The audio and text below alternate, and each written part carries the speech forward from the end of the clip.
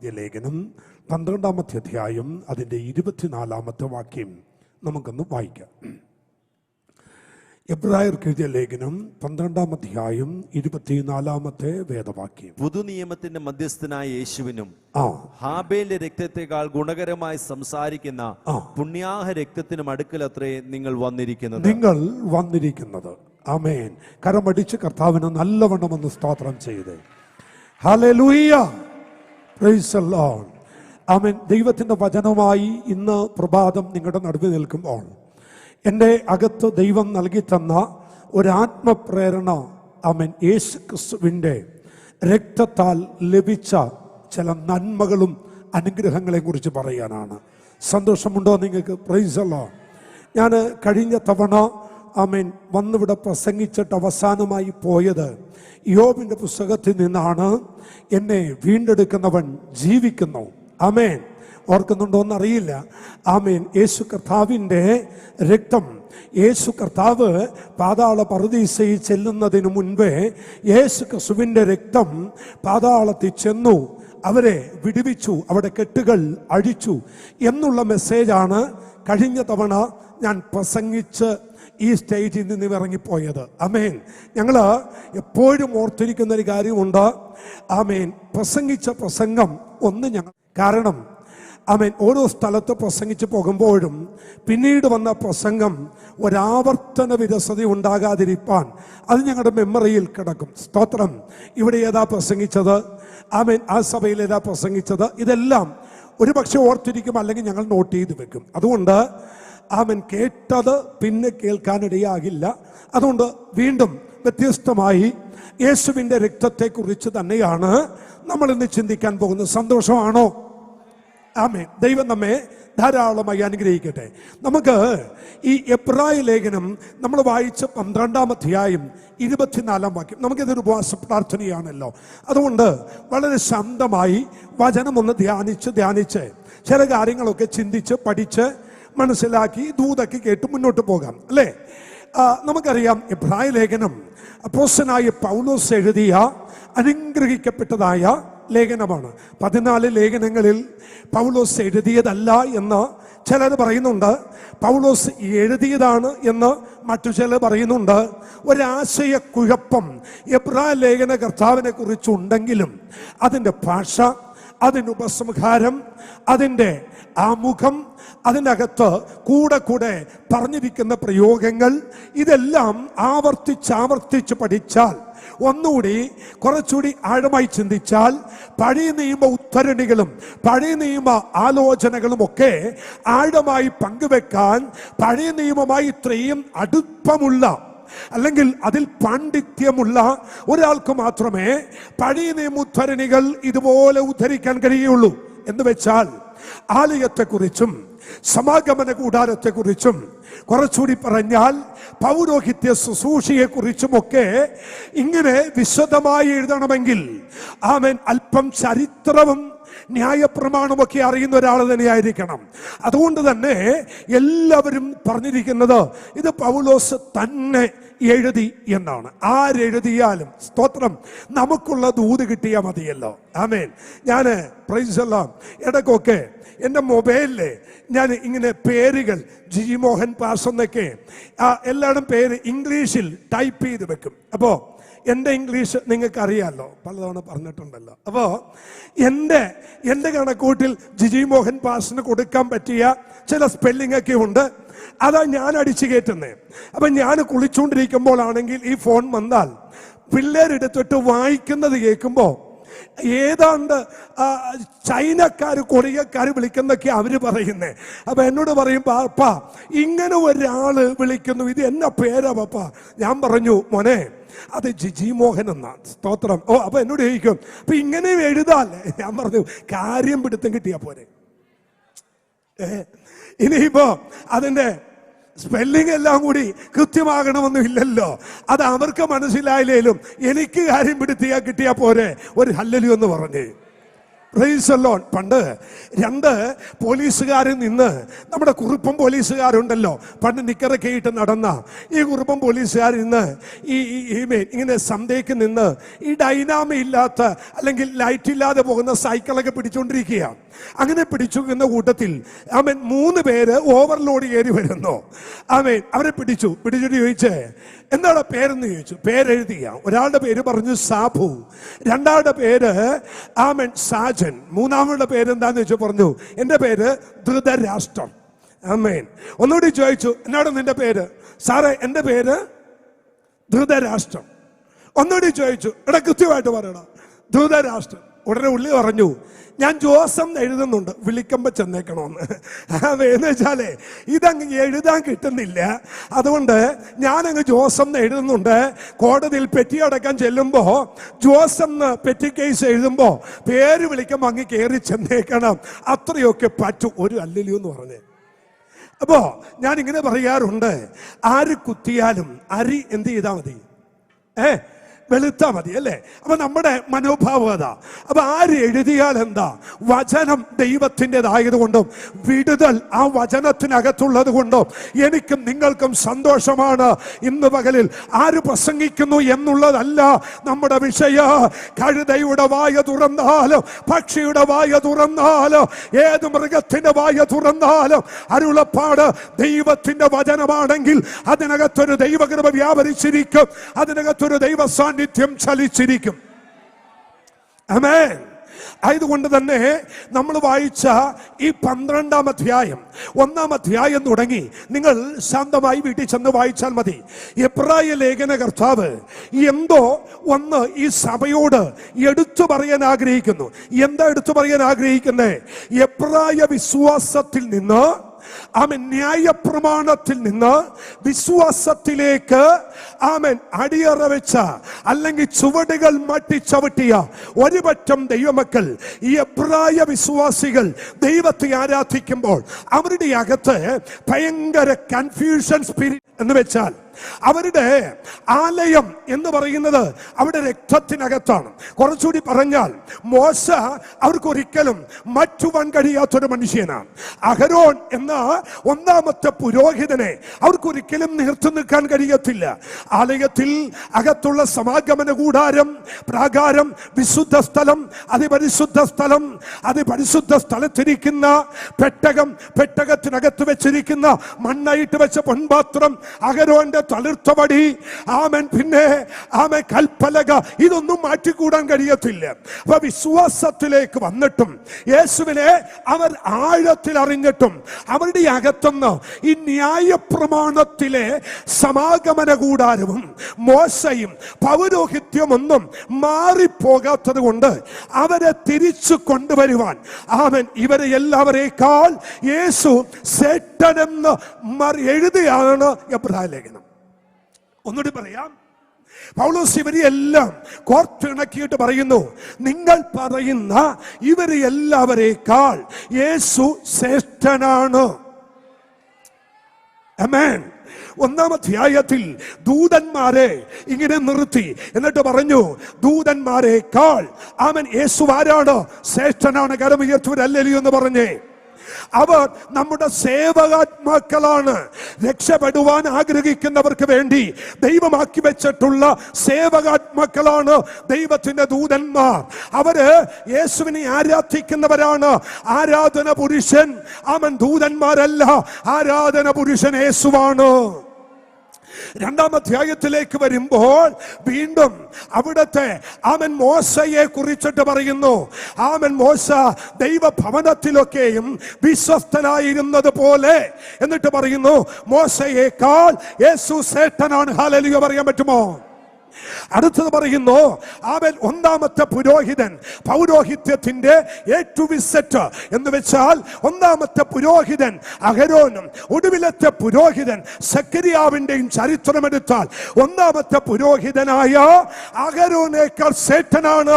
നിത്യ പൗരോഹിത്യം പ്രാപിച്ച് ആകാശമേഘങ്ങളിലൂടെ കടന്നുപോയി താമസമെന്ന ചേർക്കാൻ വരുന്ന ആ പുരോഹിതനായ യേശു മോശയേക്കാൾ അഹരോനേക്കാൾ ശ്രേഷ്ഠനാണ്. Praise the Lord. തീർന്നില്ല. പിന്നെ ഇങ്ങോട്ട് നമ്മൾ വായിക്കുമ്പോൾ ആമൻ വിശുദ്ധന്മാരായ ആമൻ സ്തോത്രം ഓരോരുത്തരെയും എടുത്തു പറയുന്നു, ആലയത്തെ എടുത്തു പറയുന്നു. എന്നിട്ട് ആലയത്തിലുള്ള വസ്തുക്കളെ പറയുന്നു, ഇവരിൽ എല്ലാവരേക്കാൾ യേശു ശ്രേഷ്ഠനാണ്.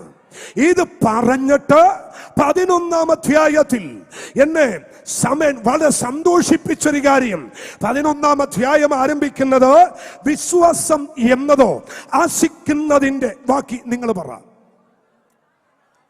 കാണാത്ത കാര്യങ്ങളുടെ നിശ്ചയം. 11-ാം അധ്യായത്തിൽ ഇങ്ങനെയൊക്കെ തുടങ്ങിയ 1-ാം വാക്യത്തിൽ വിശ്വാസം എന്നതോ എന്ന് ആരംഭിച്ചിട്ട് 11-ന്റെ 6 വരുമ്പോൾ വിശ്വാസം കൂടാതെ അല്ലെ ആർക്കും ദൈവത്തെ പ്രസാദിപ്പിക്കാൻ സാധ്യമല്ല. ദൈവത്തിന്റെ അടുക്കൽ വരുന്നവൻ ദൈവം ഉണ്ടെന്നും തന്നെ അന്വേഷിക്കുന്നവർക്ക് ഒരു പ്രതിഫലം കൊടുക്കുന്നു എന്നും വിശ്വസിക്കേണ്ടതല്ലയോ?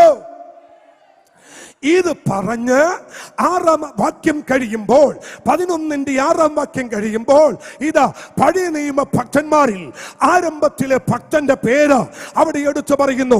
ആരാണ് ഭക്തൻ? ഹാബേൽ. ഇന്റെ ആരംഭം കുറിക്കുന്നു. ഹാബേൽ എന്ന് പറയുന്ന പഴയ നിയമ വിശുദ്ധനായ വിശ്വാസവീരനായ ആരാധനയ്ക്ക് വേണ്ടി ജീവനെ കൊടുത്ത സ്വർഗം കുനിഞ്ഞു നോക്കുന്ന ഒരു ആരാധന കാഴ്ചവെച്ച് ഒരൊറ്റ ആരാധന നിമിത്തം രക്തം ഭൂമിയിൽ ചൊരിക്കേണ്ടി വന്ന ആ ഹാബേലിനെ എടുത്തു പറഞ്ഞിട്ട് പൗലോസ് പറയുന്നു, ഹാബേല് പഴയ നിയമത്തിൽ ഒരു വിശ്വാസവീരനാണ്. ഇത് പറഞ്ഞ് ഇങ്ങനെ വന്നിട്ട് ഒടുവിൽ കൊണ്ടുവന്ന് ഈ മനുഷ്യൻ നിർത്തുന്നത് ശമൂവേൽ എന്നീ പുരോഹിതന്മാരെയാണ്, ശമൂവേൽ എന്നീ പ്രവാചകന്മാരെയാണ്. എന്നിട്ട് താഴത്തോട്ട് പറയുന്നു, അവർ വിശ്വാസത്തിന് വേണ്ടി ഭേദ്യമേറ്റു. അവർ വിശ്വാസത്തിന് വേണ്ടി കാടുകളിലും മേടുകളിലും ഉഴന്നു കഴിയേണ്ടി വന്നു. ചിലർ അവൻ നല്ല ഉയർത്തെഴുന്നേൽപ്പിന് വേണ്ടി അവിടെ രക്ഷ പോലും മാറ്റിവെച്ച് ദൈവത്തിന് വേണ്ടി രക്തസാക്ഷിയായി. ഇത് പറഞ്ഞ് 11-ാം അധ്യായം അവസാനിപ്പിക്കുന്നു. കരമുയർത്തി ഒരു ഹല്ലേലൂയ പറ. എന്നിട്ട് പൗലോസ്ലീഗ ഈ 11-ാം അധ്യായത്തിൽ ഏകദേശം 33ഓളം വിശ്വാസവീരന്മാരെ ഇങ്ങനെ കൊണ്ടുവന്ന് നിരത്തി വെച്ചു. ശ്രദ്ധിക്കണമേ, നിരത്തി വെച്ചു. എന്നിട്ട് ആ 33 വിശ്വാസവീരന്മാരെ ഇങ്ങനെ പ്രദർശിപ്പിച്ചിട്ട് അവൻ 12-ാം അധ്യായം 1-ാം വാക്യത്തിൽ പറയുന്നു, വിശ്വാസത്തിന്റെ നായകനും പൂർത്തി വരുത്തുന്നവനുമായ യേശുവിനെ നിങ്ങൾ ശ്രദ്ധിച്ചു നോക്കുക. അതാണ് നമ്മുടെ വിഷയം കേട്ടോ. നിങ്ങൾ ശ്രദ്ധിച്ചേ, ഹാബേലിൽ തുടങ്ങി ശമൂവേൽ എന്ന പ്രവാചകന്മാരിൽ കൊണ്ടുവന്ന് പഴയ നിയമ വിശുദ്ധന്മാരുടെ പട്ടിക 33 പേരെ അണിച്ചും നിരത്തി വെച്ചിട്ട് ഇതാ ഒരു ഗാലറിയിൽ കൊണ്ടുവന്ന് ഈ 33 പേരെ ചുറ്റും ഇരുത്തിയിട്ട് പൗലോസ് നമ്മോട് പറയുന്നു, ശ്രദ്ധിക്കണം കേട്ടോ, നമ്മളിപ്പോൾ ഒരു ഓട്ടക്കളത്തിൽ ഓടാൻ തയ്യാറാകുക. പോരാ പോരാ പോരാ പോരാ പോരാ. ആമേൻ. കരമുയർത്തി ദൈവത്തിന് നന്ദി പറ. ഹല്ലേലൂയ. പൗലോസ്ലീഗ പറയാണ്, 33ലധികം വിശ്വാസവീരന്മാർ ആമേൻ നമ്മുടെ ഓട്ടം കാണാൻ ഇത് ഗാലറിയിൽ ഇരിക്കുമ്പോൾ പുതിയ നിയമവിശ്വാസികളായ രക്തം കൊണ്ട് വീണ്ടെടുപ്പ് പ്രാപിച്ച ദൈവജന ഇന്ന് പകൽ തിരിച്ചറിയേണ്ട ഒരൊറ്റ ദൂതന്റെ എന്നറിയാമോ? നമ്മുടെ ഓട്ടം കാണാനിരിക്കുന്നത് ചെറിയ പുള്ളികളല്ല, വില കുറഞ്ഞ ല്ല, കഴിവില്ലാത്തവരല്ല, വില കുറഞ്ഞവരല്ല. അവരെല്ലാം അത്ഭുതങ്ങൾ കണ്ടവരാണ്, വിടുതൽ പ്രാപിച്ചവരാണ്, രക്ഷാപൂർത്തീകരണം അനുഭവിച്ചവരാണ്, വിശ്വാസത്തിന്റെ വീരന്മാരാണ്. അവരാണ് നിന്റെ കളി കണ്ടുകൊണ്ടിരിക്കുന്നത്. ഈ മീറ്റിംഗിൽ ഒരൽപ്പം ഗൗരവത്തോടെ ഞാൻ ഇന്ന് ഈ പുൽപ്പിറ്റിൽ നിൽക്കാൻ ഞാൻ കർത്താവിൽ ശരണപ്പെടുന്നു.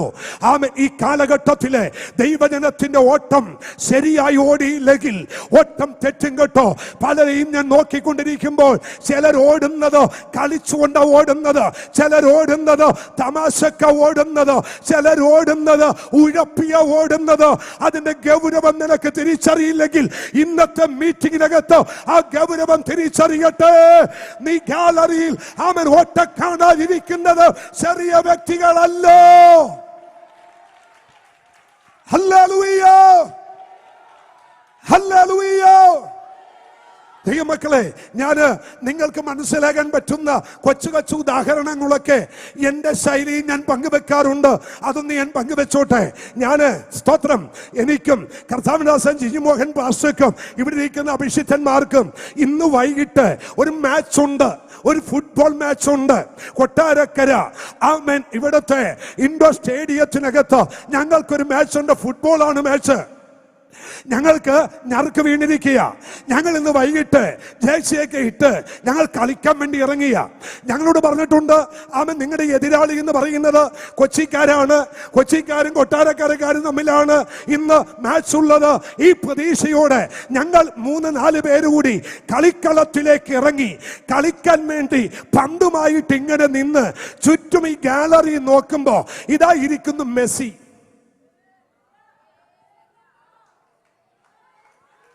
ആരായിരിക്കുന്നേ? മെസ്സി. മെസ്സിയെ കണ്ട് ഞാനൊന്ന് ഞെട്ടിയപ്പോ ജിജിമോഹൻ ബാസ് എന്നെ പുറത്ത് ഇട്ടിട്ട് പറയുക, ഞെട്ടം വരട്ടെ, ദാണ്ട് ഇപ്പുറത്തിരിക്കുന്ന റൊണാൾഡോ.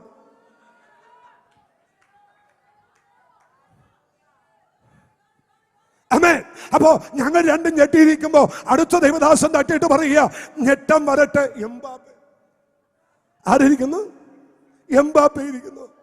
ഞാൻ ചോദിച്ചോട്ടെ, ഈ ലോക്കലിൽ തട്ടിക്കളിക്കുന്ന, ഈ ലോക്കലിലെ ഗ്രൗണ്ടിൽ തട്ടിക്കളിക്കുന്ന ഞങ്ങളുടെ കാലിൽ പന്ത് കിട്ടിയാലും അടിക്കാൻ മറക്കത്തില്ലേ? ഞങ്ങളുടെ ലക്ഷ്യം തെറ്റത്തില്ലേ?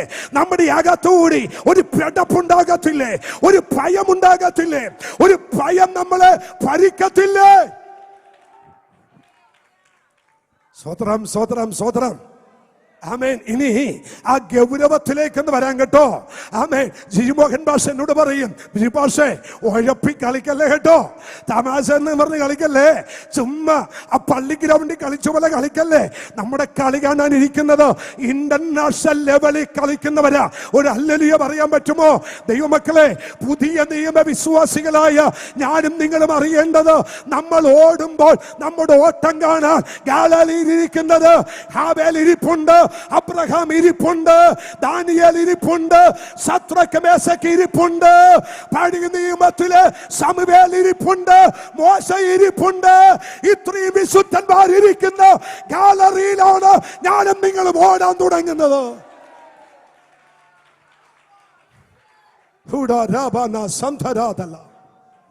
ആമേൻ. സ്തോത്രം. എന്നെ കേട്ടുകൊണ്ടിരിക്കുന്ന, ലൈവിലൂടെ ശ്രദ്ധിക്കുന്ന മാന്യ ദൈവജനത്തോട് എനിക്കൊരൊറ്റ ദൂത പറയാനുള്ളൂ. ഓടണമെങ്കിൽ നേരെ ചൊവ്വ ഓടണം, ഓടണമെങ്കിൽ നേരെ ചൊവ്വ ഓടണം. ഹല്ലേലൂയ. ഉഴപ്പി എങ്ങനെ ഓടണം? സ്ഥിരതയോടെ ഓടണം. ഒരു ഹല്ലേലൂയ എന്ന് പറഞ്ഞേ. എങ്ങനെ ഓടണം? ആമേൻ. സ്ഥിരതയോടെ ഓടണം. അപ്പോ ഒന്ന്, നമ്മൾ ഓട്ടക്കളത്തില്ല. 2, നമ്മുടെ ഓട്ടം കാണാൻ ആരായിരിക്കുന്നേ?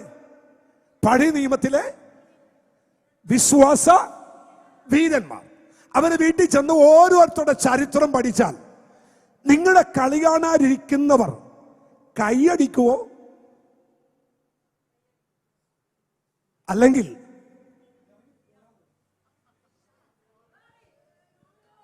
ക്ഷമിക്കണം പറഞ്ഞത്,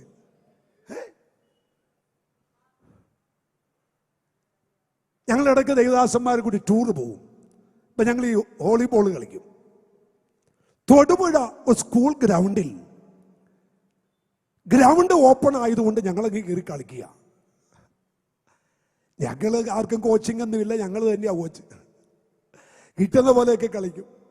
അപ്പം ഞങ്ങൾ കുറേ നേരം കളിച്ചുകൊണ്ടിരിപ്പോൾ ഒരു മനുഷ്യൻ അവിടെ ഇങ്ങനെ വന്ന് കയ്യും കെട്ടി നോക്കിയ. കുറച്ച് കഴിഞ്ഞപ്പോൾ ഈ മനുഷ്യൻ വൈലൻ്റായി. എന്നിട്ട് ഓരോ പ്രാവശ്യം വന്ന് കിട്ടാൻ പറയും, അങ്ങനെ അടി, ഇങ്ങനെ അടി. കുറച്ച് കഴിഞ്ഞപ്പോൾ എനിക്ക് മനസ്സിലായി ഇയാൾക്ക് കളി അറിയാം.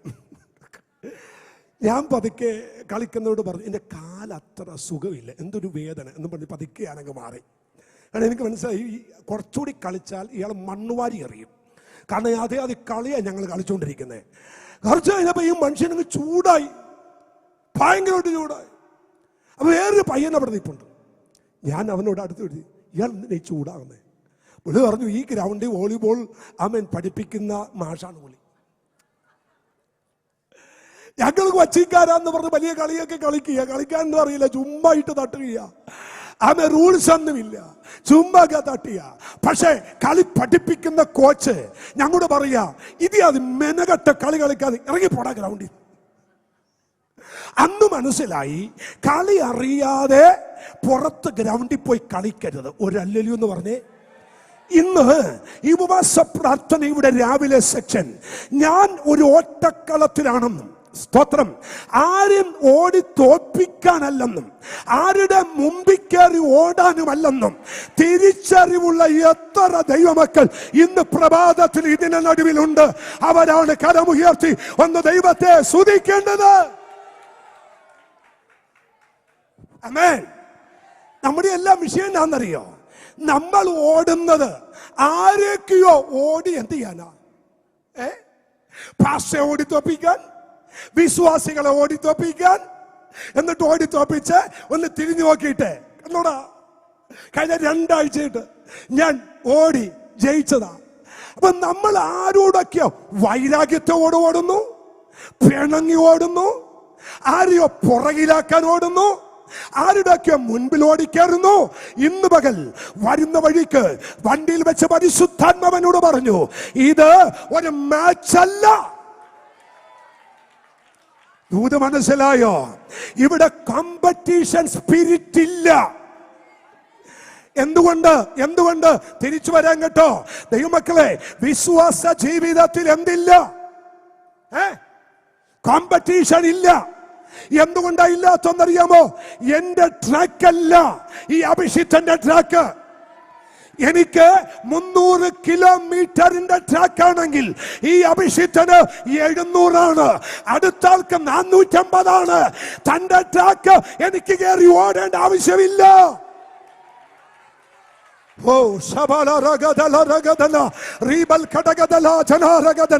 നിന്റെ ട്രാക്കിലൂടെ നീ ഓടിയാൽ മതി. അടുത്തവന്റെ ട്രാക്കിൽ കയറി നീ ഓടണ്ട. ആ ഓട്ടത്തിനകത്ത് നിനക്ക് വിജയമുണ്ടാവില്ല.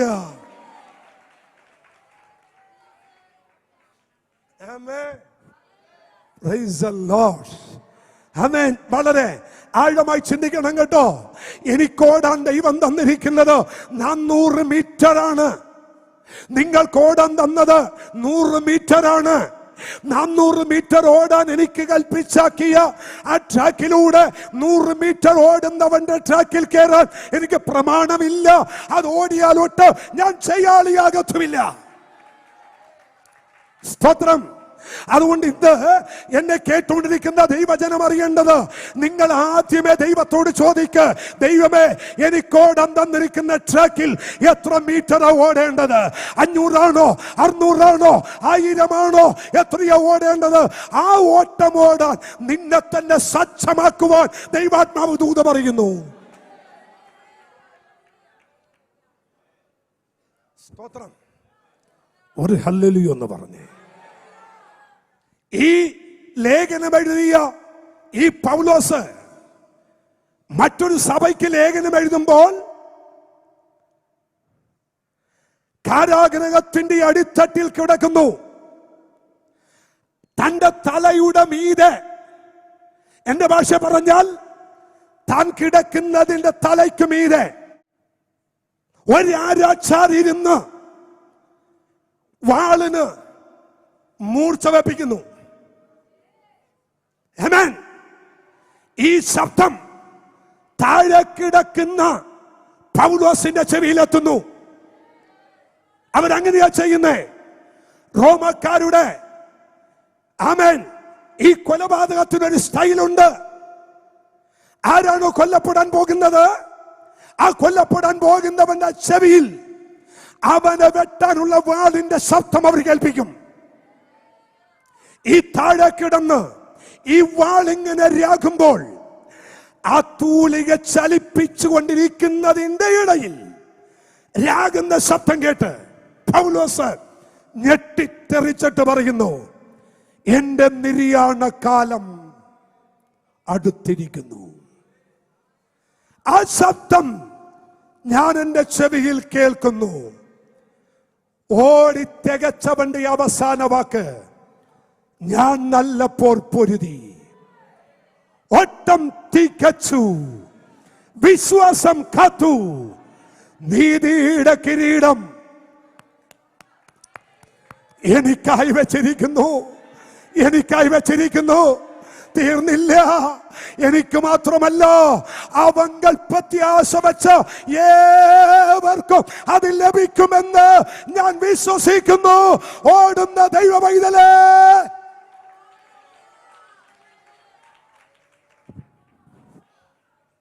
ആരെ നോക്കി ഓടണ്ട. എന്റെ ആറ്റിറ്റ്യൂഡ് ഞാൻ പറയാം. ഞാനൊരൊറ്റ മനുഷ്യനെ നോക്കി ഓടത്തില്ല, ആരുടെ കോപ്പി അടിച്ചും ഓടത്തില്ല. എനിക്ക് എന്റേതായ ഒരു തനിമയുണ്ട്, എനിക്ക് എന്റേതായൊരു ആറ്റിറ്റ്യൂഡ് ദൈവം എനിക്ക് തന്നിട്ടുണ്ട്. എനിക്ക് ദൈവം തന്നത് സ്പെഷ്യൽ ട്രാക്കാ. ഒരല്ലല്ലോ എന്ന് പറഞ്ഞേ, അത് തികക്കണമെന്നേ എനിക്ക് ആശയുള്ളൂ. അതുകൊണ്ട് ഇന്ന് പകൽ ഈ ദൂതിന്റെ നടുവിൽ പ്രതികരിക്കുന്ന ദൈവത്തോട് പറയുക, ഓട്ടത്തിൽ കാലിടരരുത്, ഓട്ടത്തിൽ മനസ്സിടരരുത്, ഓട്ടത്തിന്റെ നടുവിൽ നിങ്ങളെ കാല് പിണച്ചു പോവരുത്.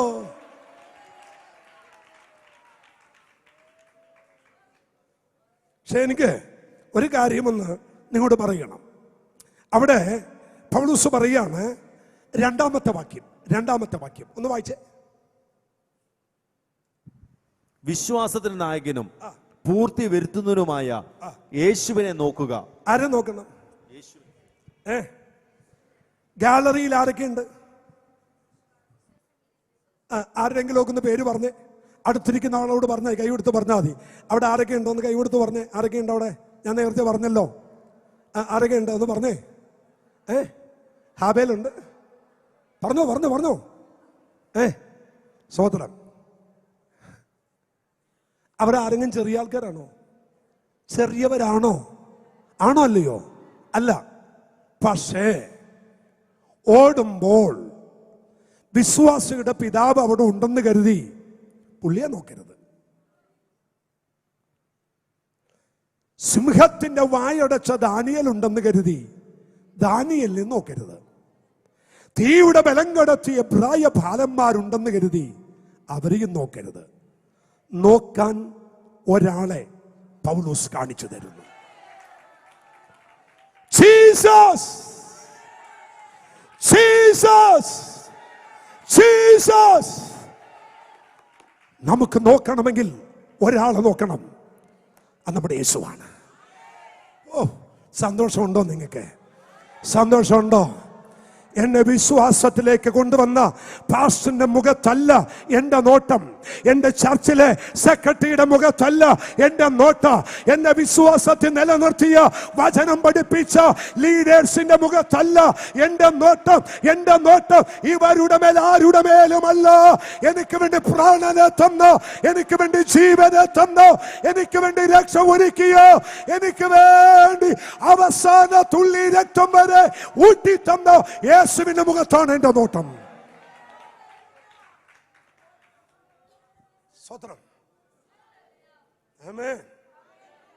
ഞാൻ നിങ്ങളോട് സന്തോഷത്തോടെ ഒരു വാർത്ത പറയട്ടെ. യേശുവിന്റെ മുഖത്താണ് നീ നോക്കുന്നതെങ്കിൽ നിന്റെ കാലിടറുകയില്ല.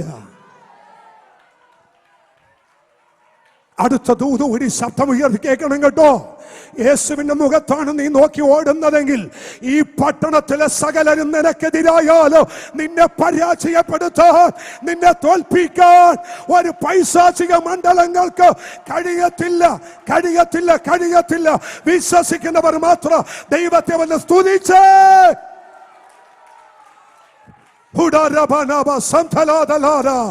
അവൻ ദൈവദാസനെ, കഴിഞ്ഞ 94 മുതൽ ഞാൻ നോക്കി ഓടുന്നത് എന്റെ സംഘടനയുടെ നേതാവിനെ നോക്കിയല്ല, എന്റെ ചർച്ചിലെ മണി പവറിനെ നോക്കിയല്ല, എന്റെ ചർച്ചിനകത്തെ മസൽ പവർ ഉള്ളവരെ നോക്കിയല്ല.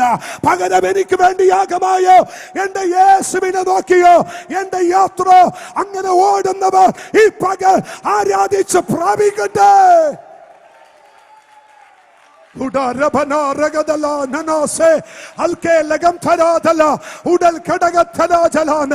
അഭിഷേകത്തോടെ, ആത്മാവിന്റെ നിറവോടെ, ആത്മാവിന്റെ ചൈതന്യത്തോടെ, ആത്മാവിന്റെ സാന്നിധ്യത്തോടെ, അല്പം ധൈര്യത്തോടെ, അല്പം അഹങ്കാരത്തോടെ ദൈവജനം ആരാധിച്ചു പറ, എന്റെ നോട്ടം എന്റെ യേശുവിന്റെ മേലാണ്.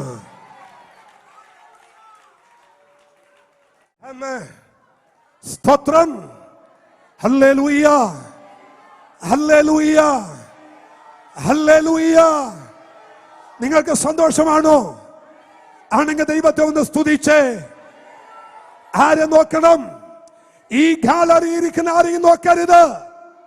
തച്ചന്റെ മകനെ നോക്കണം. നസ്രത്തുകാരനായ യേശുവിനെ നോക്കണം. ഇവനും മറിയയുടെ, ജോസഫിന്റെ മകനല്ലയോ? യോസേ, യൂദ, മറിയ എന്ന സഹോദരിമാർ ഇവനില്ലയോ? ഇവൻ ഇത്രയും ജ്ഞാനം എവിടെ നിന്ന്? ഹല്ലേലൂയ. എനിക്ക് എന്റെ രോമമൊക്കെ എഴുന്നേറ്റ് വരുന്ന ചില വാക്കുകൾ പൗലോസ് എഴുതിയിട്ടുണ്ട്. പൗലോസ് 1-ാം അധ്യായം തൊട്ട് യേശുവിന്റെ ശ്രേഷ്ഠത ഇങ്ങനെ വിവരിച്ചു വന്നിട്ട് ഒടുവിൽ ഇടയ്ക്ക് കയറി പൗലോസ് ഒരു പദം പറഞ്ഞു, ഓർക്കുന്നുണ്ടോ? ഇവനത്ര മഹാൻ. ഇവനത്ര മഹാൻ. ആ കരമൊന്ന് ഉയർത്തി പറ, എന്റെ യേശുവിനെ പോലെ മഹാനായി ഉലകത്തിൽ വേറെ ആരുമില്ല. ഇവനത്ര മഹാൻ. ഇവനെ പോലെ വേറൊരു ദൈവമില്ല. ഇവന് പകരം വെക്കാൻ ഒരു ദൈവമില്ല. ഇവന് തുല്യം ചൊല്ലാൻ വേറൊരു ദൈവമില്ല. ഈ ദൈവത്തെ പോലെ വേറൊരു ദൈവമില്ല.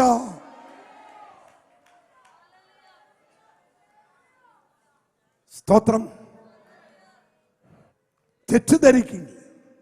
എന്റെ ചർച്ചിൽ ഞാൻ ഇങ്ങനെ പറയും, എന്നെ നോക്കി ഓടരുത്.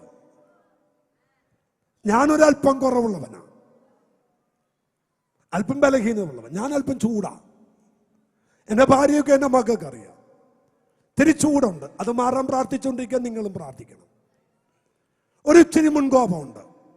നല്ലതല്ലെന്ന് ദൈവം പറയുന്നുണ്ട്, വീട്ടുകാരും പറയുന്നുണ്ട്.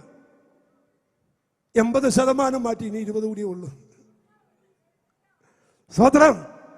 അപ്പൊ എന്നെ നോക്കി ഓടിയാൽ ആ 20 നിങ്ങളിലോട്ട് കയറും. സ്വതന്ത്രം. എന്നെ നോക്കരുത്. ഈ ചർച്ചിൽ ആരും നോക്കരുത്. ആമേൻ. യെരൂശലേമിന്റെ നെറുകെ നിന്ന് ലോകത്തിന്റെ പ്രഭുവിനെ നോക്കി അവൻ വെല്ലുവിളിച്ചു, ദാ വരുന്നു ലോകത്തിന്റെ പ്രഭു. അവൻ്റെതൊന്നും എന്റെ പക്കൽ ഇല്ല. അവൻ്റെതൊന്നും എന്റെ പക്കൽ ഇല്ല. അടുത്ത വാക്യം എന്നാന്നറിയോ? എന്റെ പാപത്തെ കുറിച്ച് എനിക്ക് ബോധം വരുത്തും. എന്റെ ദൈവമേ, ഞാൻ രക്ഷിക്കപ്പെട്ടപ്പോ എനിക്ക് വചനമൊന്നും ഒത്തിരി അറിയത്തില്ലായിരുന്നു. എന്നിട്ടും രക്ഷിക്കപ്പെട്ടു, സ്നാനപ്പെട്ടു. പക്ഷെ ഇപ്പൊ ഓരോ ദിവസം അറിയും തോറും സ്നേഹം വർദ്ധിക്കുക. ഓരോ സെക്കൻഡ് ഓരോ മെസ്സേജ് ഉണ്ടാക്കുമ്പോഴും, ആ മെസ്സേജ് തയ്യാറാക്കുമ്പോൾ, ആ മെസ്സേജിലൂടെ ദൈവം ആദ്യം എന്നോട് ഇടപെടുമ്പോൾ മുട്ടുകുത്തി നിന്ന് പറയും, എന്റെ ദൈവമേ, അങ്ങെത്ര മഹാനോ, അങ്ങെത്ര വലിയവനോ, അങ്ങെത്ര ഉന്നതനോ, അങ്ങെത്ര വലിയ ദൈവമോ. Praise God. ആമേൻ. ഇനി അപ്പൊ ഞാൻ ഓരോന്ന് പറയാണ്. അപ്പോ പഴയ നിയമ വിശുദ്ധന്മാരെ നോക്കരുത്. നോക്കേണ്ടത് ആരെ നോക്കണം? യേശുവിനെ നോക്കണം. ഇനി അടുത്ത സെന്റൻസ് പറയുന്നത് നിങ്ങൾ കുറിച്ചു വെക്കണം, അത് ശ്രദ്ധിക്കണം. ഈ പഴയ നിയമ വിശുദ്ധന്മാരെയൊക്കെ നോക്കിയാൽ ചിലയിടത്ത് ചില പ്രശ്നമൊക്കെ ഉണ്ട്. എന്താ? ഈ അബ്രഹാം സാറായിയുടെ വാക്ക് കേട്ട് ഹാഗാറിനെ എന്ത് ചെയ്തു? പരിഗ്രഹിച്ചു. അതിന്റെ കുഴപ്പം ഇന്നും ഉണ്ട്. സ്തോത്രം. ഒരല്ലെന്ന് പറഞ്ഞ് നമ്മൾ വലത്തോട്ട് ഓടിക്കും, അവർ ഇടത്തോട്ട് ഓടിക്കും. അതാ അതിന്റെ പ്രശ്നം. ഒരല്ലെന്ന് പറഞ്ഞ് മനസ്സിലായവർക്കായി സ്തോത്രം. എനിക്ക് അത്രേ പറയാൻ പറ്റും. ആമേൻ. നമ്മൾ ഇവിടെ കൊണ്ടുവന്ന് മുണ്ടെടുക്കും, അവർ തിരിച്ചു കൊടുക്കും. അന്ന് തുടങ്ങിയ പ്രശ്നമാണ്. അപ്പോ അവിടെ നോക്കരുത്. നോക്കിയാൽ ഇങ്ങനെയുള്ള കൊച്ചു കൊച്ചു പ്രശ്നമൊക്കെ ഉണ്ട്.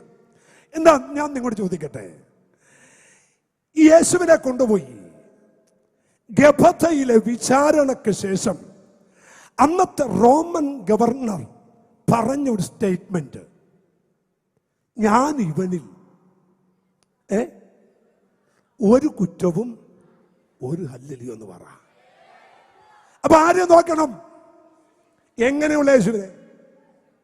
ഒരു കുറ്റവുമില്ലാത്ത യേശുവിനെ. ഇവൻ എത്ര മഹാനായ യേശുവിനെ. Praise the Lord. 3.5 വർഷം കൂടെ നടന്ന അരിമശിഷ്യൻ പറഞ്ഞു, കുറ്റമില്ലാത്ത രക്തത്തെ. അപ്പൊ ഏത് കുറ്റമില്ലാത്തവനെ നോക്കണം? ഒരു ഹല്ലേലൂയ എന്ന് പറഞ്ഞേ. കർത്താവിന് നല്ലൊരു സ്വോത്രമെന്ന് കൈവീശി പറഞ്ഞേ. ഞാൻ അതുകൊണ്ട് ആ ഭാഗമെന്ന് വിടുകയാ. ഇവരാരും നോക്കാതെ ഓടാൻ നിങ്ങൾ തീരുമാനമെടുത്താൽ 3 കാര്യം നിങ്ങൾ ചെയ്താലേ ഇവിടെ വിജയിക്കാൻ പറ്റൂ. 12:1-2 വാക്യങ്ങൾ വായിക്കണം. ആകയാൽ നാമും സാക്ഷിയുടെ ഇത്ര വലിയൊരു സമൂഹം നമുക്ക് ചുറ്റും നിൽക്കുന്നത് കൊണ്ട് സകല ഭാരവും മുറുകെ പറ്റുന്ന പാപവും വിട്ട്. ഇവിടെ ഓടണമെങ്കിൽ 2 കാര്യം പറയുന്നുണ്ട്. അത് വിടേണ്ടത് ഒന്ന് നാം ചെയ്യേണ്ടത്.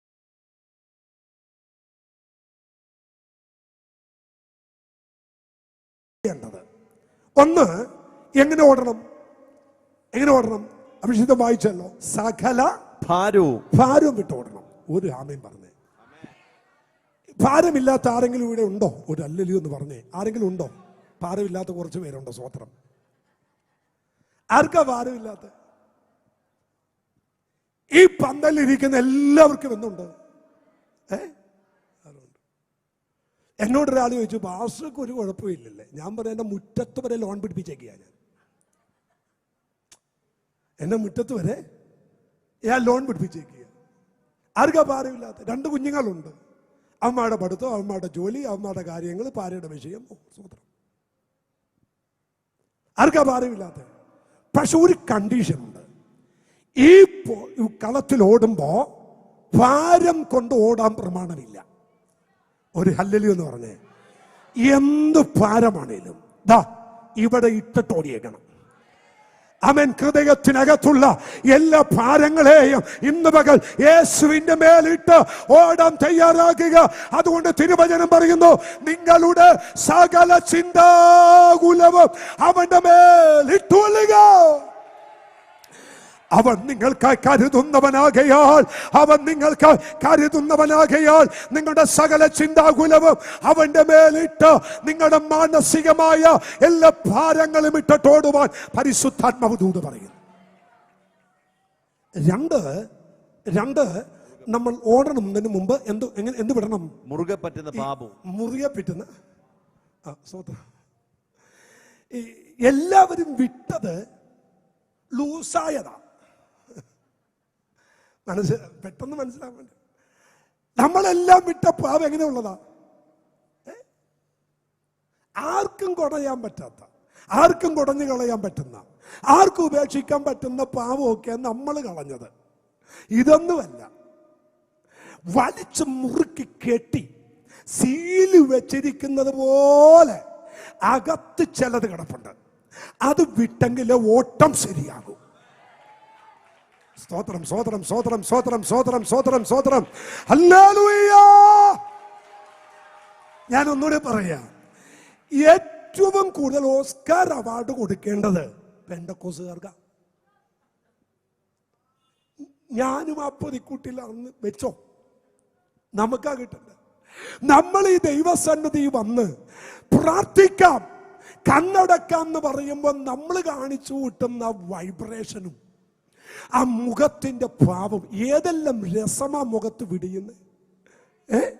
ഒരു കഥകളിക്കാരന് പോലും ഇത്രയും മാർമികമായ രസങ്ങൾ മുഖത്ത് വിടർത്താൻ കഴിയില്ല. ആ ദൈവദാസൻ ഓരോ പാട്ട് പാടുന്നത് അനുസരിച്ചല്ലേ നമ്മുടെ മുഖത്ത് എക്സ്പ്രഷൻ മാറുന്നത്, അല്ലേ? ഇത് കഴിഞ്ഞ് വെളിയിലേക്ക് ഇറങ്ങി 2 മിനിറ്റ് കൊണ്ട് നമ്മുടെ മുഖഭാവം മാറിയില്ലേ? ഒരു ഹല്ലേലൂയ. എന്തിന്? ഇതിനകത്തുനിന്ന് വെളിയിലേക്ക് ഇറങ്ങി ഒരു ഫോൺ കോൾ വരുമ്പോ തന്നെ നമ്മുടെ ബന്ധങ്ങളിൽ ഒരു മുറുക്കമില്ലേ? സ്വതന്ത്രം. ഞാൻ എന്നും നിൽക്കുന്ന പോലെ അല്ല ഇന്ന് നിൽക്കുന്നതെന്ന് ഞാൻ ആദ്യമേ പറഞ്ഞു. അതുകൊണ്ട് ചിലരോട് പരിശുദ്ധാത്മ പറയാണ്, നിന്റെ ഓട്ടം ശരിയാകണമെങ്കിൽ മുറുകെ പറ്റുന്ന ചിലത് ഇന്ന് പകൽ അഴിച്ചു മാറ്റിയേ പറ്റൂ. യേശുവിന്റെ അധികാരമുള്ള നാമത്തിൽ അത് അഭിനയിച്ച് കാണിക്കാനല്ല, കൈപൊക്കി ആമ വീശി കാണിക്കാനല്ല, അല്ലെങ്കിൽ രണ്ടല്ലേലിയ പറഞ്ഞ് തീർക്കാനുള്ളതുമല്ല. ഇന്ന് പ്രഭാതത്തിൽ ആത്മാവ് പറയുന്നു, ചിലരുടെ ഓട്ടം ശരിയാകണമെങ്കിൽ പരിശുദ്ധാത്മ പറയുന്നു, മുറുകെ പറ്റുന്ന ചിലത്. ആമേൻ, ആമേൻ. ഈ എന്റെ സബ്ജക്റ്റ് അല്ലെങ്കിലും ഞാനൊന്ന് കേറിയിട്ട് ഇങ്ങോട്ട് വരാം കേട്ടോ. ഈ പൗലോസേ, ആമേൻ, കൊലോസ്യ സഭയോട് ആദ്യം 9 കൂട്ടം കാര്യം വീടണമെന്ന് പറയുന്നുണ്ട്. ബാക്കി ഒരു 5 കൂട്ടം കാര്യം ഏറ്റെടുക്കണമെന്ന് പറയുന്നുണ്ട്. ആമേൻ. അതാണ് ഈ സ്തോത്രം മുറുകെ പറ്റുന്നത്. എന്ത്? ആമേൻ. പൗലോസ് പറയുന്ന ആദ്യം വിടേണ്ട ചിലതുണ്ട്. ഏതാ? കോപം, ക്രോധം, ശാഠ്യം, ദ്വന്ദ്വപക്ഷം, ഇങ്ങനെ ഒരു 8-9 എണ്ണം മുറുകെ പറ്റുന്നത് നമ്മൾ വിട്ട് കളഞ്ഞിട്ട് ബാക്കി 3-4 എണ്ണം നമ്മൾ സ്വീകരിക്കണം. ഒരു ഹല്ലേലൂയ എന്ന് പറഞ്ഞേ. ഒരു ആമേൻ എന്ന് പറ. അപ്പൊ ഈ ഓട്ടം ശരിയാകണമെങ്കിൽ എന്ത് വേണം? പറഞ്ഞെന്ന് വിടണോ? ഇത് ലൈവ് പോകുന്നുണ്ടല്ലേ? പോട്ടങ്ങൾ ജോഷി പാസ്റ്റർ എന്നോട് സുവിശേഷമൊക്കെ പറഞ്ഞ് ഇങ്ങനെ നല്ല രീതി വന്നപ്പോ എനിക്ക് സ്നാനപ്പെടണമെന്നുണ്ട്. പക്ഷെ ഞാൻ കുറെ നാളായിട്ടൊരു പെൺകുട്ടിയെ സ്നേഹിക്കുക. എൻ്റെ കഴുത്തേ കിടന്ന സ്വർണമാല അവളുടെ കഴുത്തേൽ ഇട്ട് കൊടുത്ത് താലി മാത്രം ഇടിയിച്ചാൽ മതി. വീട്ടുകാർക്ക് ആർക്കും സമ്മതമല്ല. വേണ്ടെന്ന് പറഞ്ഞ വിളിച്ചണ്ട് വരുമെന്ന് അറിയാവുന്നതുകൊണ്ട് അപ്പം പറഞ്ഞു, അവിവേകമൊന്നും കാണിക്കരുത്, 4 ആളെ കെട്ടിച്ചു തരാം. അങ്ങനെ ഇവളെയും കെട്ടിക്കൊണ്ട് വീട്ടിൽ വരാനായിട്ട് ഇങ്ങനെ പദ്ധതിയൊക്കെ പ്ലാൻ ചെയ്ത് താലിക്ക് വേണ്ടി ഓടുമ്പോൾ രക്ഷിക്കപ്പെട്ടെ. ഒരല്ലല്ലോ അത്. അപ്പൊ ഞാന് സുവിശേഷം കേട്ടു. ഞായറാഴ്ച പ്രാർത്ഥനയും കഴിഞ്ഞ് ബൈബിളും പിടിച്ചു വരുമ്പോ അവളുടെ പേര് എൽസി എന്ന. പ്രശ്നമൊന്നും ഉണ്ടാക്കരുത്. എൽസി വഴിയരികെ നിൽക്കുക. എന്നോട് ചോദിച്ചു എവിടെ പോയിരുന്നു? ഞാൻ പറഞ്ഞു പെന്തക്കോസ്തി പ്രാർത്ഥനക്ക് പോയിരുന്നു.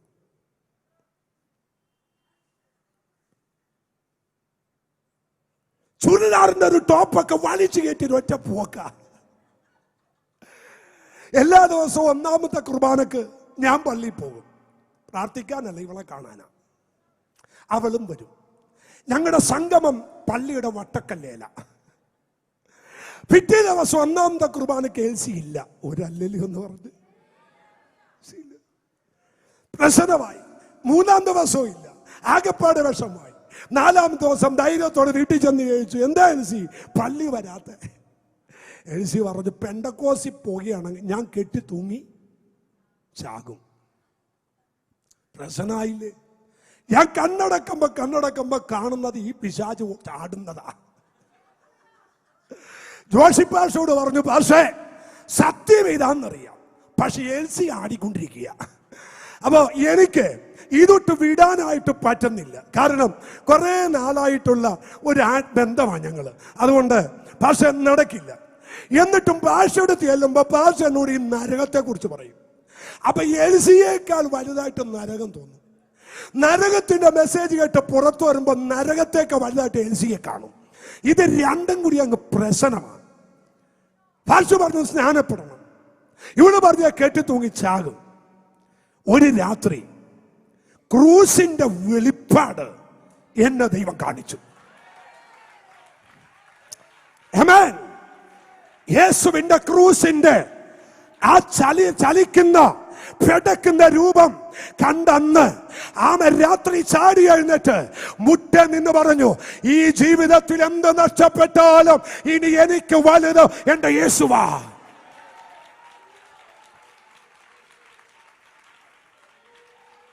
Praise God. രാവിലെ ഓടി പാസ്റ്റോട് തീർന്നു. പാസ്റ്റേ ഞാൻ യേശുവിന്റെ ക്രൂസ് മരണം കണ്ടു. നിന്റെ പരിപാടി എന്നാ? സ്നാനപ്പെടണം. പക്ഷെ പ്രാർത്ഥിക്കണം കേട്ടോ. ആ പിശാച് കെട്ടി തൂങ്ങിച്ചാകരുത്. പാർശ്വ പറഞ്ഞു, നീ ധൈര്യമായിട്ട് മുങ്ങ്, അവൾ ഈ ആയുസി തൂങ്ങിച്ചാകത്തില്ല. എൻ്റെ സ്നാനം രാത്രി 1 മണിക്കായിരുന്നു. അത് പണ്ടൊരിക്കൽ ഇവിടെ പറഞ്ഞിട്ടുണ്ട്. രാത്രി 1 മണിക്കായിരുന്നു. പകൽ സ്നാനപ്പെടാൻ തയ്യാറായി സ്നാനത്തിന് വേണ്ടി ഒരുങ്ങിയപ്പോൾ എൻ്റെ 5 ചേട്ടന്മാരും കൂടി എന്നെ എടുത്തിട്ടടിച്ചു. സ്നാനപ്പെടാൻ വാട്ടർ ടാങ്കിൽ വെള്ളം നിറച്ച വെള്ളം സ്നാന ടാങ്ക് അടിച്ചു പൊളിച്ചു. സ്നാനത്തിന് വേണ്ടി മീറ്റിംഗ് ക്രമീകരിച്ച ജോഷിപ്പാസിന്റെ വീട്ടിൽ കത്തിയും കടാരയുമായി എന്റെ 5 ചേട്ടന്മാർ ഇടിച്ചു കയറി. അനിയനെ മുക്കിയാൽ നിന്നെ കൊല്ലുമെന്ന് പറഞ്ഞു. പാസ്റ്റർ പറഞ്ഞു, നിങ്ങളുടെ അനിയനെ എനിക്ക് വേണ്ട. സ്നാനപ്പെടുത്താൻ വന്ന ടിയങ്കുരുള്ള പാസ്റ്റർ അവര് തിരിച്ചു കയറ്റി വിട്ടു. ആരുമറിയാതെ രാത്രി 1 മണിക്ക് 12 കിലോമീറ്റർ സൈക്കിൾ ചവിട്ടി ഒരു ദൈവദാസനെ വിളിച്ചുണർത്തി. സ്നാനപ്പെടണമെന്ന് പറഞ്ഞു. ആ ദൈവദാസൻ ചോദിച്ചു, ഇപ്പൊ സ്നാനപ്പെടുത്തിയാൽ രാവിലെ പെടുത്തിയാ പോരെ, ഇവൻ എന്തെങ്കിലും ആപത്ത് വരുമോ? പാസ്റ്റർ പറഞ്ഞു, ഇപ്പൊ സ്നാനപ്പെടുത്തിയാ കിട്ടും, നേരം വെളുത്താ കിട്ടത്തില്ല.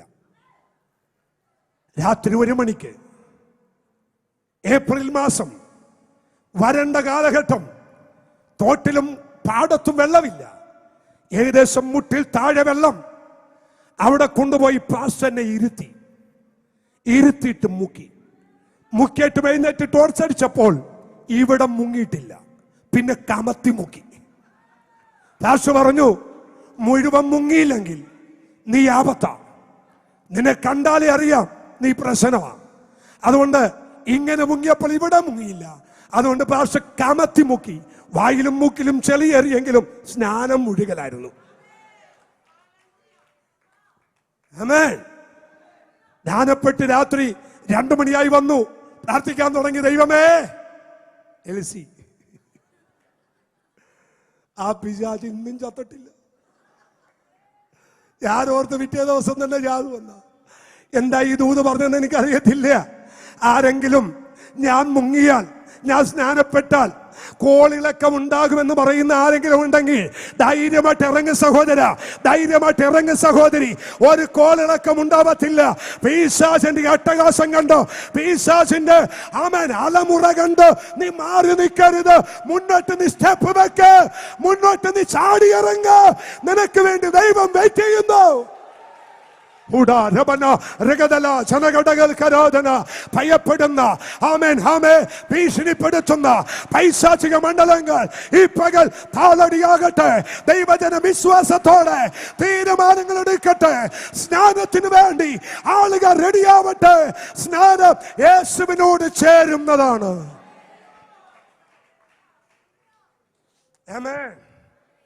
എന്ത് വിടണം? മുറുകെ പറ്റുന്നത് വിടണം. വിടാൻ കഴിയാത്ത ചിലതുണ്ട്, അത് വിടണം. സ്തോത്രം, സ്തോത്രം, സ്തോത്രം. ഞാൻ കഴിഞ്ഞ ദിവസം ഒരു തിരുവചനം പ്രസംഗിച്ചുകൊണ്ടിരിക്കുക. ഞാൻ ഇത് പറയുന്നത് എന്താണെന്നറിയോ? ദൈവത്തിന് അങ്ങനെയും ചെയ്യാൻ കഴിയും. പ്രസംഗിച്ചുകൊണ്ടിരിക്കുമ്പോൾ ഒരു ചെറുപ്പക്കാരൻ നല്ല തകർത്താരാധിക്കുക. പക്ഷെ ഇവൻ ആരാധിക്കുന്ന ആരാടെ നടുവിൽ ഇവന്റെ മുൻപിൽ എന്നെ ഒരു ബുക്ക് കാണിച്ചു. ഇവന്റെ കൺമുമ്പിൽ ഈ ആരാധനക്കിടയിൽ മൈക്ക് വെച്ച് ഞാൻ ഇറങ്ങി ചെന്നിട്ട് പറഞ്ഞു, മോനെ, കാര്യം ശരിയാ, നീ തീപ്പൊരിയായിട്ട് ആരാധിക്കുന്നേ, പൊടിപൂരിന് അന്യഭാഷ പറയുന്നേ, പക്ഷേ നിന്റെ മുമ്പിൽ ഞാനൊരു ബുക്ക് കാണുന്നുണ്ട്, എടുത്തിട്ട് വാന്ന് പറഞ്ഞു. ഉടനെ ആരാണ് നിർത്തിയിട്ട് ചോദിച്ചു, ഇപ്പൊ കൊണ്ടുവന്നെന്ന് ചോദിച്ചു. കൊണ്ടുവന്നിട്ട് മതിയെന്ന് പറഞ്ഞു, പൊക്കോളാൻ പറഞ്ഞു. ദൈവമക്കളെ, ഒരു സ്റ്റേജിന് വേണ്ടി പ്രസംഗിക്കുന്നവരല്ല ഞങ്ങൾ. അതിന്റെ ഗതികേട് കൃപയാലില്ല. പക്ഷെ ഇന്ന് പകൽ ദൂത് പറയാം, നിന്റെ ആരാധന കണ്ടോ, നിന്റെ തുള്ളല് കണ്ടോ, നിന്റെ കയ്യടി കണ്ടോ പ്രസാദിക്കുന്ന ഒരു ദൈവമാണ് ഇവിടെ വന്നിരിക്കുന്ന ദൈവമെന്ന് ചിന്തിക്കുന്നെങ്കിൽ തെറ്റുപറ്റി. ഇല്ല ഇല്ല, അങ്ങനെ നീ ആരാധിച്ച നിന്റെ ആരാധനയിൽ ഒരു ദൈവവും പ്രസാദിക്കില്ല. നിന്റെ ആരാധനയിൽ ഒരു ദൈവം ഇറങ്ങി വരില്ല. ഈ പകൽ ആത്മാവിൽ ഞാൻ ദൂത പറയട്ടെ, മുറുകെ പറ്റുന്ന ചിലത് നിന്റെ ഹൃദയത്തിനകത്തുനിന്ന് പറിച്ചു മാറ്റുക.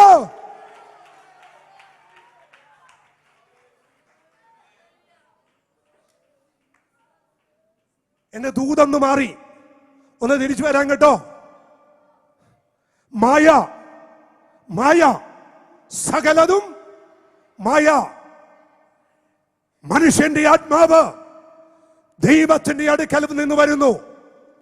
അതുകൊണ്ട് യൗവനക്കാരോ, നിന്റെ യൗവനകാലത്ത് നിന്റെ സൃഷ്ടാവിനെ പറ ഓർത്തുകൊള്ളുക. ഈ മനുഷ്യനുണ്ടല്ലോ മോനെ, രാത്രി താൻ സങ്കീർത്തനം എഴുതി, എന്റെ പ്രിയനോ അത് ഉറക്കത്തിൽ കൊടുക്കുന്നു. ആർക്കാ? ഈ ശലോമോന്. എന്താ കൊടുത്തേ? ആർക്കുമില്ലാത്ത പോലെ ജ്ഞാനം, ആർക്കുമില്ലാത്ത പോലെ സമ്പത്ത്, ആർക്കുമില്ലാത്ത പോലെ കഴിവ്, ആർക്കുമില്ലാത്ത പോലെ ദൈവകൃപ, പരിശുദ്ധാത്മാവ്. ഇവിടെ നിൽക്കുന്ന ചില യൗവനക്കാരെ നോക്കി പറയുന്നു, മറ്റാർക്കും കൊടുക്കാത്തത് ദൈവം നിനക്ക് തന്നെങ്കിൽ നിന്റെ അകത്ത് മുറുകെ പറ്റുന്ന ചിലത് വിട്ടുകളയാനുണ്ട്. അത് വിട്ടുകളയാൻ ആത്മാവിന്റെ മക ദൂത പറയുക.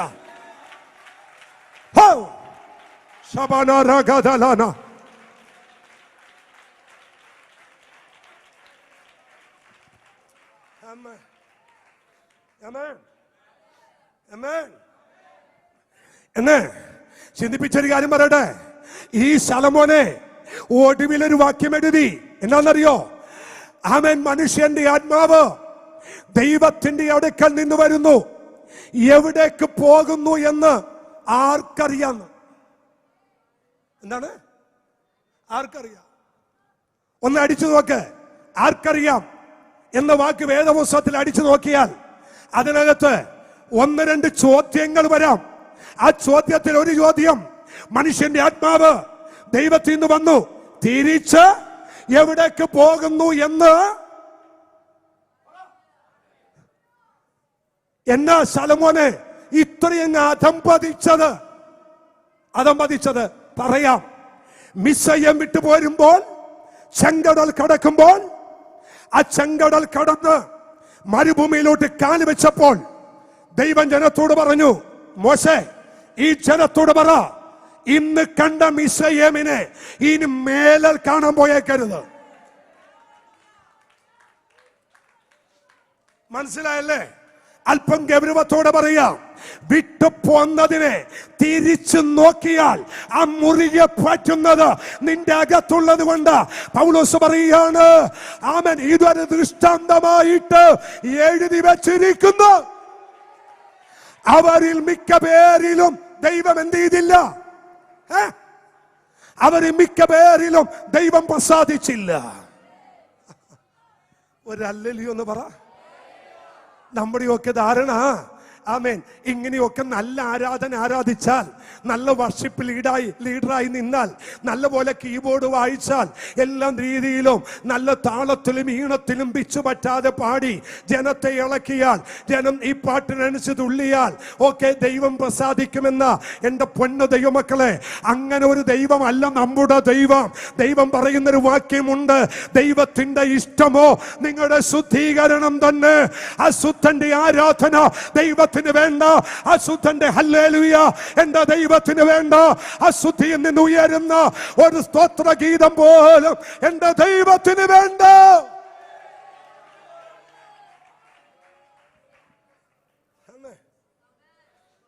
വാസപ്രാർത്ഥനയല്ലേ? ആമേൻ. ഭയപ്പെടുത്താനല്ല, ആത്മാവ് ഇടപെടുന്നുണ്ട്. ഒരിക്കലേ നെബൂഖദ്നേസർ രാജാവേ യെരുശലേം ദൈവാലയത്തിൽ വന്ന്, യെരുശലേം ദൈവാലയത്തിൽ ശുദ്ധീകരിക്കപ്പെട്ട അഭിഷേകം ചെയ്ത സ്വർണ്ണ പാത്രങ്ങൾ എടുത്ത് ബാബിലോണിൽ കൊണ്ടുപോയി. എവിടേക്ക്? ബാബിലോണിട്ടുണ്ടായി. 1000 മഹത്തുക്കൾക്ക് VIP അല്ല, VVIPകൾക്ക്, മഹത്തുക്കൾക്ക് ഈ പുള്ളി വിരുന്ന് കഴിച്ചു. വിരുന്നിന് വിളമ്പാൻ മദ്യമെടുത്തത് ഏത് പാത്രത്തിലാണെന്നറിയോ? പറ. ഈ ആലയത്തിൽ നിന്നും കൊണ്ടുവന്ന സ്വർണ്ണ പാത്രത്തിൽ ബെൽഷസ്സർ രാജാവ് മദ്യം വിളമ്പി. ഒരു ആമേൻ പറ. ഇത് സേവിച്ചുകൊണ്ടിരിക്കുമ്പോൾ കൈ വെളിപ്പെട്ടു. ആ കൈ ഇങ്ങനെ എഴുതി, മെനെ മെനെ തെക്കേൽ ഊഫസീൻ. ആ സെക്കൻഡിൽ നല്ല നിവരെ നിന്ന ബെൽഷസ്സറിന്റെ ഈ ഇഴപ്പുണ്ടല്ലോ, ഇത് ഇങ്ങനെ ആടാൻ തുടങ്ങി. 10 പ്രാവശ്യം ഒന്നിങ്ങനെ ആട്ടി നോക്കാം, അപ്പൊ അറിയാം വിവരം. രാവിലെ എക്സസൈസിന് നിന്നിട്ട് ഇത് ഇങ്ങനെ ആട്ടി പിന്നെ തിരിച്ചും നാട്ടി 10 പ്രാവശ്യം കഴിയുമ്പോ തലകറങ്ങണ പോലെ വന്നു. ഈ പുള്ളിയുടെ ഇങ്ങനെ നാടുകയാ. വെജിറ്റേറിയൻ ഹോട്ടലിൽ ചെല്ലുമ്പോ ഒരു വയറൊക്കെ ചാടി ഒരു പുള്ളി അവിടെ മേശപ്പുറത്ത് ഇരിപ്പുണ്ട്, തല ഇങ്ങനെ ആടുന്ന പോലെ. പുള്ളിയുടെ ഇഴപ്പാടിപ്പോയി. ഒരു സ്വത്രം പറ. ഞാൻ ഒരിക്കൽ ദൈവത്തോട് ചോദിച്ചു, എന്താ പച്ച ഇഴപ്പാടിയത്? കർത്താവ് പറഞ്ഞു, ഞാൻ വിശുദ്ധീകരിച്ച പാത്രത്തിൽ ദൈവഹിതമല്ലാത്തത് വിളമ്പിയ നിന്റെയും ഗതി ഇതാ കുഞ്ഞെ. ദൂത മനസ്സിലാക്കിക്കോ, ദൈവം നിർത്തിയെടുത്ത് ദൈവമാ നിർത്തിയതെന്നോ ദൈവഹിതമല്ലാത്ത ഒരു പ്രവൃത്തി നിന്റെ ജീവിതത്തിൽ വെളിപ്പെട്ടാൽ എന്റെ ദൈവം അതിന് മടിക്കയില്ല.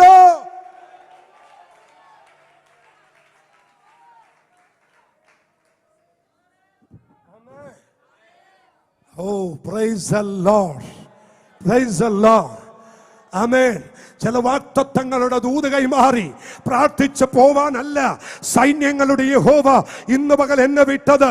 ആമേൻ. ഭവനത്തിൽ നിന്ന് 7:30 മണിക്ക് ഞാൻ വണ്ടി കയറി അവിടം ഇവിടം വരെ ഡ്രൈവ് ചെയ്തു.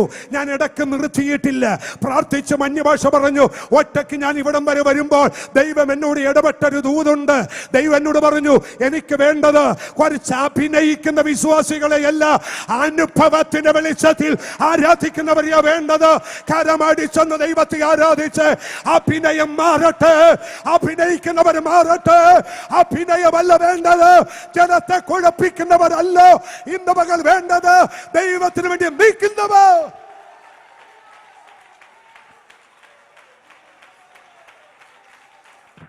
Udajana halkaramda rikalada halkana udagaramda rekalada halkaramda regana udarati vida vachadalera halkana rikala rantalo യേശുവിന്റെ അധികാരമുള്ള നാമത്തിൽ ജനത്തെ പാപത്തിന്റെ ചിന്തകളിലേക്ക് വലിച്ചിഴക്കുന്ന, ജനത്തെ പാപത്തിലെ വലിച്ചുകൊണ്ടുപോകുന്ന, മുറുകെ പറ്റുന്ന പാപങ്ങളിലെ അകത്തളത്തിലിട്ട് ജനത്തെ വശീകരിക്കുന്ന സകല ദുര്യാത്മാവിനെയും യേശുവിന്റെ നാമത്തിൽ ഞങ്ങൾ അറസ്റ്റ് ചെയ്യുകയോ.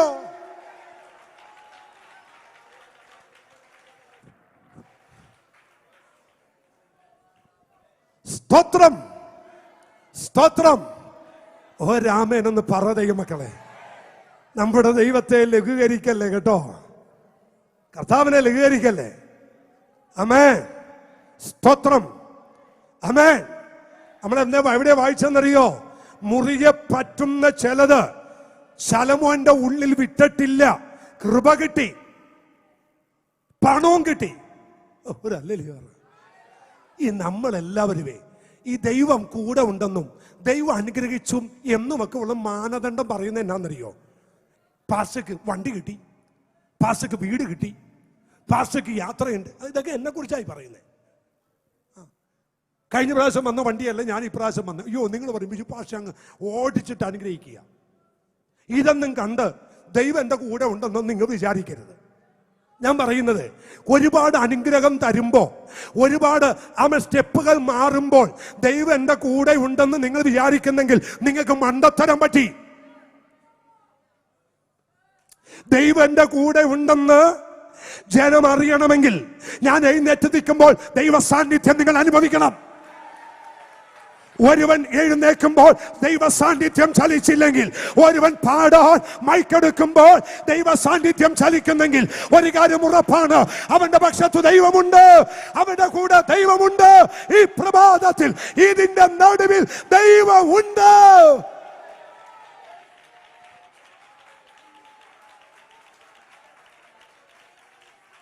ആമേൻ. സ്തോത്രം.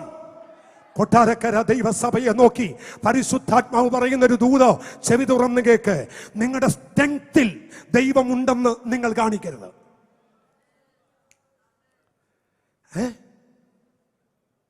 നിങ്ങളുടെ ആളിന്റെ പെരുപ്പത്തിൽ ദൈവമുണ്ടെന്ന് കാണിക്കരുത്. പകരം ഒരു യഹൂദന്റെ വസ്ത്രാഗ്രം പിടിച്ച് 10 പേർ അവന്റെ വസ്ത്രത്തിന്റെ അഗ്രം പിടിച്ചിട്ട് അവനോട് പറയുന്നു, നീ പോകുന്നിടത്ത് ഞാനും വരുന്നു. അപ്പോൾ അവർ ചോദിച്ചു, എന്തിനു വരുന്നു? മറുപടി, നിന്റെ കൂടെ ദൈവമുണ്ടെന്ന് ഞങ്ങൾ അറിഞ്ഞു. അഭിഷിക്തനെ, നമ്മുടെ ശുശ്രൂഷയുടെ വിജയം എന്നാന്നറിയോ? ദൈവം നമ്മുടെ കൂടെ ഉണ്ടെന്നുള്ളതാ. ഇന്ന് പ്രഭാതത്തിൽ ഞാൻ ആരും ബൂസ്റ്റ് ചെയ്യാനല്ല, ആരും പൊക്കാനല്ല. ആത്മാവ് ദൂത പറയുന്നു, നിന്റെ കൂടെ ഇന്ന് വക ദൈവമുണ്ട്. നിന്റെ വീട്ടിനകത്ത് ഇന്ന് വക ദൈവമുണ്ട്. നിന്റെ കൂടാരത്തിനകത്ത് ഇന്ന് വക ദൈവമുണ്ട്. നീ ചലിക്കുന്നിടത്ത് ദൈവമുണ്ട്.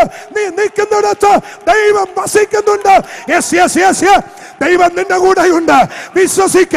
ഈ പകൽ ദൈവം അത് തെളിയിക്കാൻ പോകുക. ദൈവം നിന്റെ കൂടെയുണ്ട്. ദൈവ സാന്നിധ്യം നിന്റെ കൂടെയുണ്ടെന്ന് ദൈവം തെളിയിക്കാൻ പോകുക. ദൈവം തെളിയിക്കാൻ പോകുക. ദൈവം തെളിയിക്കാൻ പോകുക.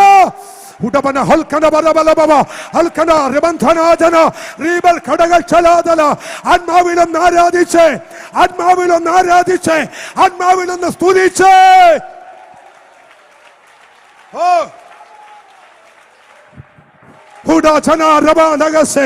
ആത്മാവിൽ ഞാൻ ദൂത പറയുന്നു, ദൈവം ഇവിടെ വസിക്കുന്നുണ്ട്. ഇതിന്റെ നടുവിൽ ദൈവമുണ്ടെന്ന് ഞങ്ങൾ തിരിച്ചറിയുന്നു. നിന്റെ ശുശ്രൂഷയിൽ ദൈവമുണ്ടെന്ന് ഞങ്ങൾ തിരിച്ചറിയുന്നു.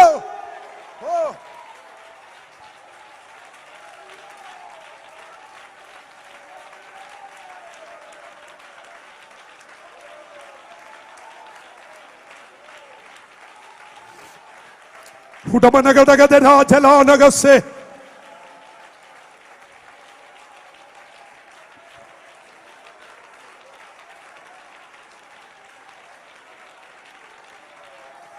ശബനരഗതലരഗസേഖേലേ ഹതുനരഗസികലരനരോ ഉടജനരഗസേഖേലരേ റിപിനികിലികലദേ. ഓ, ദൈവമുണ്ട്, ദൈവമുണ്ട്, ദൈവമുണ്ട്. ദേശം അറിയട്ടെ, കുടുംബങ്ങൾ അറിയട്ടെ, പട്ടണം അറിയട്ടെ, ദേശവാസികൾ അറിയട്ടെ, രാജ്യങ്ങൾ അറിയട്ടെ. ഓ, യേശു നിന്റെ കൂടെയുണ്ടെന്ന് ദേശം അറിയട്ടെ. ഉടകനാരകതലാജനാരകസേ അൽക്കനാദലാരകസന്ധി ഹത്തൂറബത്തി പ്രൗഢം ധനാര.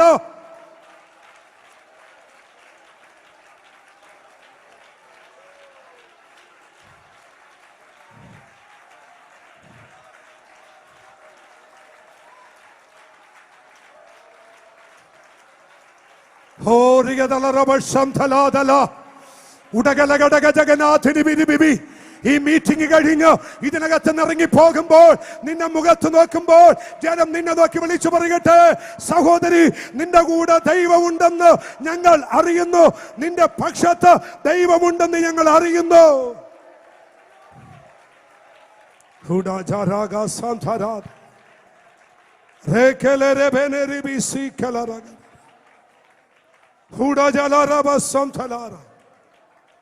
Thank you, Jesus.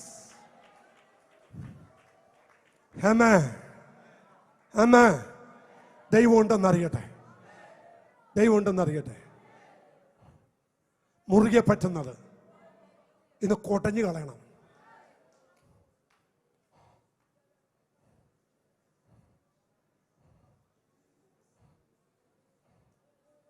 ദൈവത്തെ കാണാൻ ഇഷ്ടമുണ്ടോ? ദൈവത്തെ അനുഭവിക്കാൻ ഇഷ്ടമുണ്ടോ?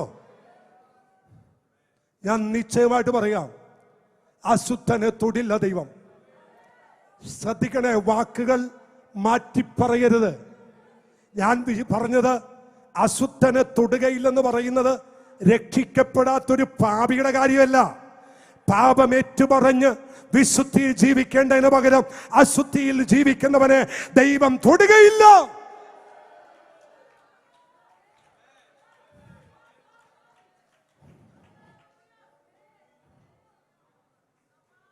ദാനിയേലിന്റെ പുസ്തകത്തിൽ വായിക്കണ്ട കേട്ടോ, എനിക്ക് കൂടെ കൂടെ ഇഷ്ടപ്പെട്ടൊരു വാക്യമുണ്ട്. ദാനിയേലിനെ പിന്നെയും ദൈവം തൊട്ടു. ഒരു 3-4 പ്രാവശ്യം ദൈവം തൊട്ടു. ഒരഭിഷിക്തനെ മാറി മാറി തൊടുക. ദൂത് പറഞ്ഞു കേട്ടോ, ദാനിയേലിനെ ദൈവം തൊട്ടപ്പോൾ അവൻ നിവർന്നു നിന്നു. പിന്നെയും ദൈവം തൊട്ടു, അവൻ പുറപ്പെട്ടു. പിന്നെയും ദൈവം തൊട്ടു, അവൻ പ്രവചിച്ചു. കൂടെ കൂടെ ദൈവം തൊട്ടവൻ സിംഹക്കുഴിയിലോട്ട് വീണപ്പോ സിംഹം തൊടാൻ ഭയപ്പെട്ടു. ദൂത് മനസ്സിലായോ? ദൈവം തൊടുന്ന നിന്നെ ഒരു സിംഹം തൊടാൻ ഭയപ്പെടും. അലറി വിളിക്കുന്ന സിംഹം നിന്നെ കണ്ട് ഭയപ്പെടണമെങ്കിൽ ദൈവം നിന്നെ തൊടട്ടെ. ദൈവം നിന്നെ തൊട്ടു എന്ന്, ദൈവം നിന്നെ സ്പർശിച്ചു എന്ന്, ദൈവം നിന്നെ തൊടുന്നു എന്ന് അവൻ മനസ്സിലായ ഒരു ഗർജിക്കുന്ന സിംഹം പോലും നിന്നെ സ്പർശിക്കയില്ല.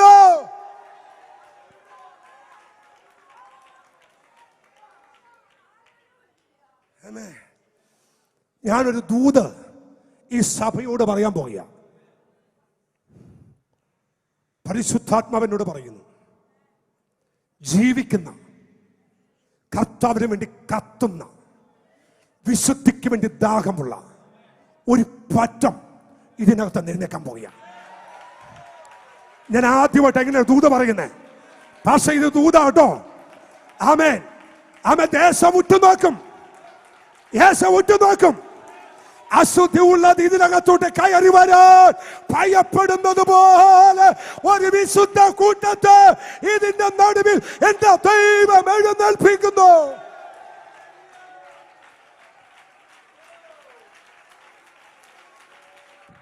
ഓ, എത്രപേർക്ക് ദാഹമുണ്ട്. ആ ദാഹമുള്ള ദൈവമക്കൾ ഇരു കരങ്ങൾ നെഞ്ചോട് ചേർത്ത് വെച്ച് പറ, ഞാൻ അതിനു വേണ്ടി സമർപ്പിക്കുന്നു. കർത്താവേ, വിശുദ്ധിയോടെ അങ്ങയുടെ വരവ് വരെ, അങ്ങയുടെ കാക്കള ശബ്ദം കേൾക്കുന്നവരെ വിശുദ്ധിയോടെ